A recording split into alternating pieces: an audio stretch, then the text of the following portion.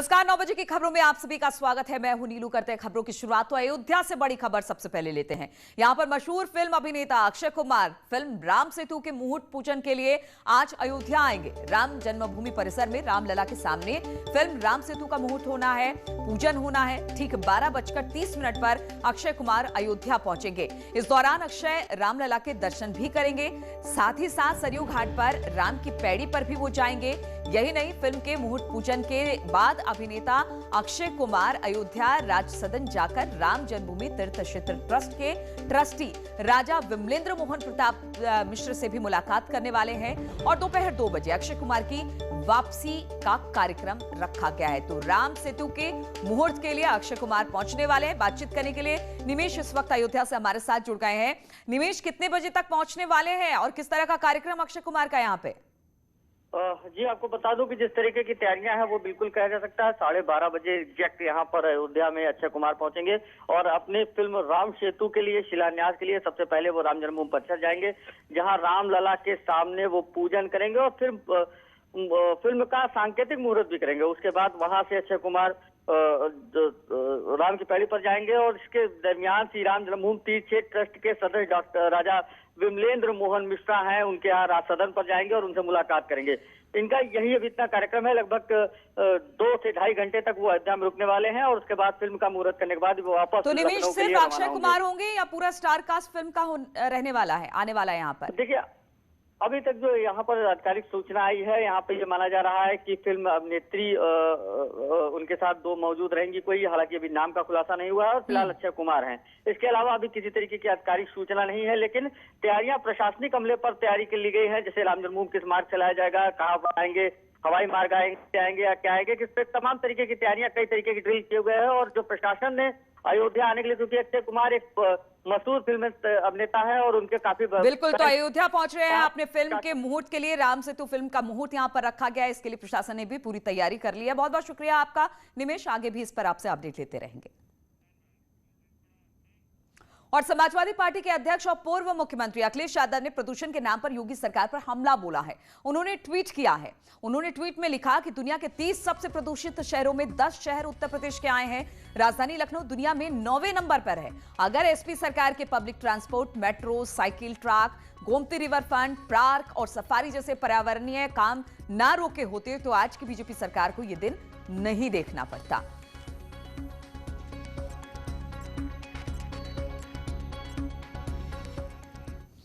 और उत्तर प्रदेश में जिला पंचायत अध्यक्ष को लेकर नया आरक्षण जारी किया गया है, जिसमें से 6 जिले एससी महिला के लिए आरक्षित किए गए हैं। वहीं जिलों के नाम हम आपको बता दें, शामली, बागपत, कौशाम्बी, लखनऊ, सीतापुर, हरदोई, ये वो 6 जिले हैं। इसके अलावा एससी के लिए 10 जिले आरक्षित किए गए हैं। जिलों के नाम इस तरह से हैं: कानपुर, औरैया, चित्रकूट, महोबा, झांसी, जालौन, बाराबंकी, खीरी, रायबरेली और मिर्जापुर। जबकि ओबीसी महिला के लिए 7 जिले आरक्षित किए गए हैं।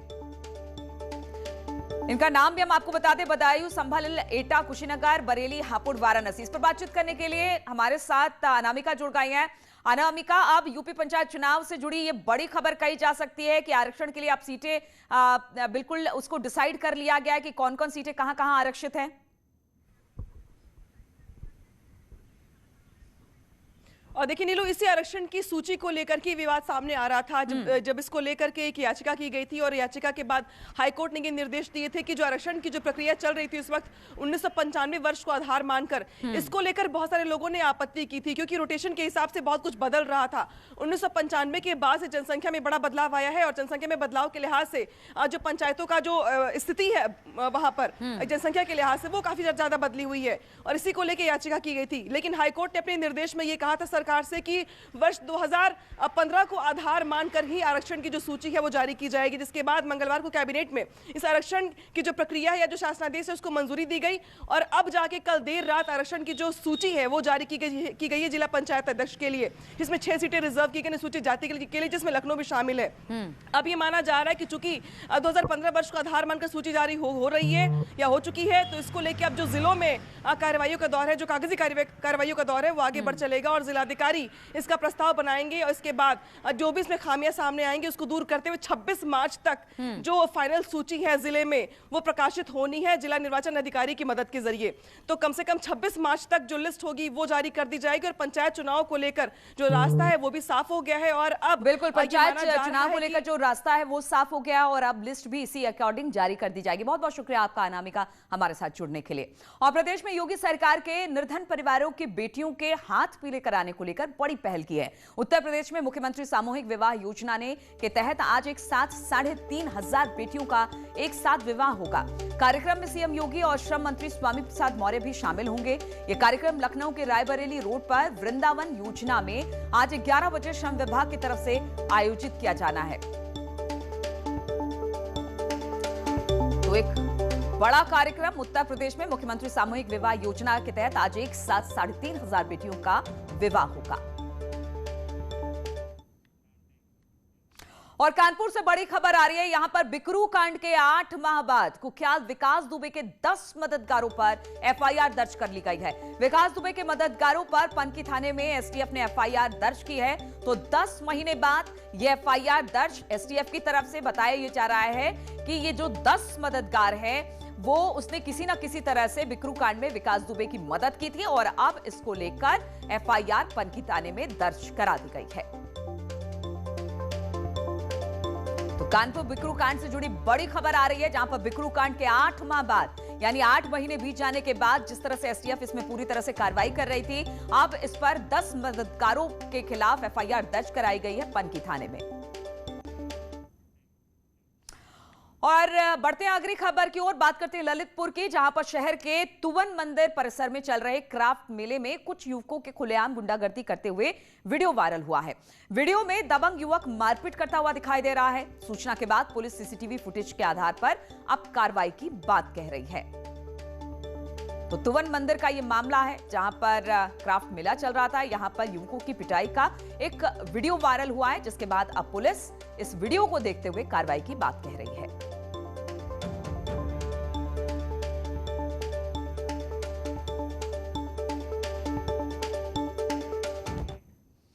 और मेरठ की मेयर सुनीता वर्मा का एक वीडियो सोशल मीडिया पर खूब वायरल हो रहा है। इस वायरल वीडियो में मेयर साहिबा माइक पटककर कुर्सी से उठती दिखाई दे रही हैं। मेयर साहिबा की कुर्सी छोड़ते ही पार्षद हंगामा शुरू करने लगते हैं। हंगामे को लेकर कहा जा रहा है कि बीजेपी के पार्षद पहले जन समस्याओं पर चर्चा चाहते थे, जबकि मेयर बजट पर चर्चा करना चाहती थी। और यही वजह रही कि जब हो हंगामा बढ़ा तो इस तरह से मेयर साहिबा को गुस्सा आ गया और उसके बाद उन्होंने माइक पटका और मेज से खड़ी होकर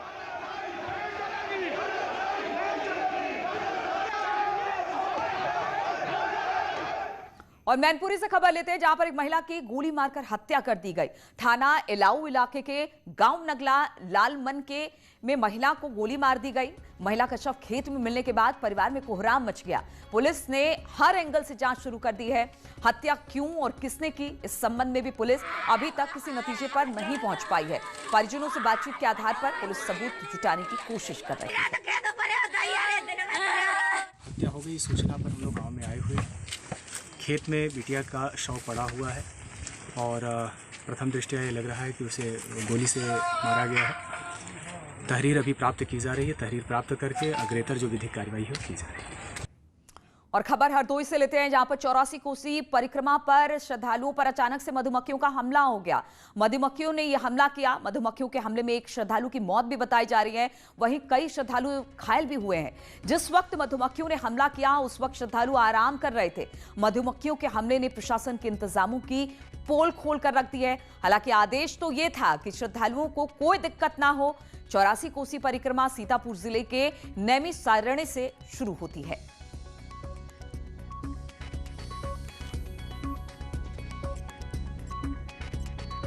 कहे का छत्ता गिरा था? मोहार को। मोहार को क्या होता है? मोहार क्या होता है? अच्छा, मधुमक्खी का वो छत्ता गिरा था, फिर क्या हुआ? बाबा आगे आगे गिर पड़े। नहीं, आपके बाबा गिर पड़े। जिले में कल देर रात तक बंगाल चुनाव को लेकर बीजेपी नेताओं की अहम बैठक चलती रही। ये बैठक सुबह 4 बजे तक चली है। बैठक में बीजेपी अध्यक्ष जेपी नड्डा मौजूद रहे। बीएल संतोष समेत बंगाल बीजेपी के आला नेता भी इस बैठक में मौजूद रहे। तो बंगाल पर बीजेपी का मंथन सुबह 4 बजे तक चलता रहा है। कल देर रात बैठक शुरू हुई और सुबह 4 बजे तक ये बैठक चली, जिसमें जेपी नड्डा सहित तमाम बड़े नेता बंगाल से जुड़े मौजूद रहे। और बड़ी खबर मेरठ से आ रही है, जहां पर नौचंदी इलाके में पुलिस और बदमाशों में मुठभेड़ हो गई। मुठभेड़ में पुलिस की गोली से 3 बदमाश घायल हो गए हैं, जिन्हें इलाज के लिए अस्पताल में भर्ती करा दिया गया है। बता दें कि बदमाशों ने कल मेडिकल स्टोर मालिक से लूट की घटना को अंजाम दिया था, जिसका वीडियो वायरल हुआ था और इसी के बाद ये बड़ी कार्रवाई पुलिस की तरफ से।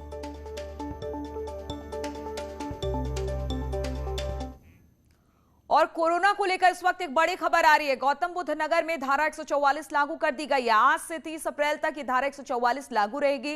कोविड-19 के चलते ये फैसला लिया गया है और खासतौर पर आने वाले त्योहारों को लेकर ये 144 धारा लगाई गई है। तो होली आने वाली है, उसके बाद रामनवमी आने वाली है और इसी को लेकर अब गौतम बुद्ध नगर में भी धारा 144 30 अप्रैल तक लागू कर दी गई है।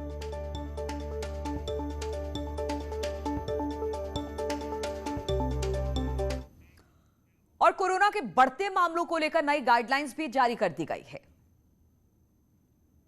कोरोना के बढ़ते मामलों को लेकर योगी सरकार भी सतर्क हो गई और इसको लेकर कोरोना की नई गाइडलाइन एक बार फिर से जारी कर दी गई। दरअसल प्रधानमंत्री मोदी ने कोरोना को लेकर राज्यों के साथ बैठक की और उसके बाद यूपी सरकार में मुख्य सचिव आर.के. तिवारी ने कोरोना की नई गाइडलाइन जारी कर दी। इसके लिए बाकायदा जिला अधिकारियों और मंडलायुक्तों को एक पत्र लिखा गया। उस पत्र में कहा गया है कि जिन राज्यों में कोरोना का असर दोबारा से ज़्यादा दिखाई दे रहा है, उन राज्यों से आने वाली फ्लाइट और रेलवे यात्रियों की एंटीजन टेस्टिंग की व्यवस्था की जाए। अगर इस मौके पर लक्षण दिखाई दिए तो फिर RT-PCR जांच के लिए नमूने लिए जाएंगे।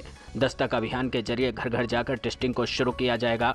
दरअसल इस व्यवस्था को फिर से शुरू करने के पीछे सरकार का तर्क है कि कई राज्यों से बड़ी संख्या में लोग आए हैं। ऐसे में सरकार लोगों की कोरोना टेस्ट कराएगी। साथ ही भीड़ भाड़ वाले इलाकों में सोशल डिस्टेंसिंग का पालन करना होगा और मास्क लगाना होगा।